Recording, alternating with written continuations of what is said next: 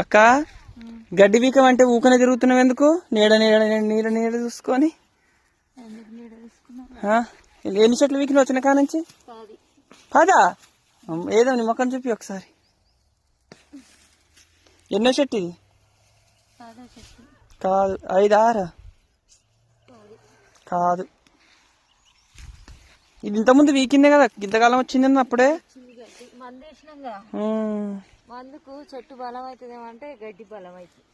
అసలు ఈసారి చెట్లు కూడా సరిగా కాయలు కాయలే.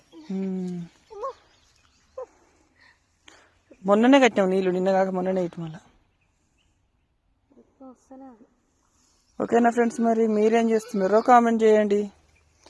గడ్డి అయితే వీకుతున్నాం అనమాట. నిన్న అయితే ఇక్కడ అన్ని వీకినాం. అయ్యో కింద పడ్డది అనమాట. బాయ్ మరి.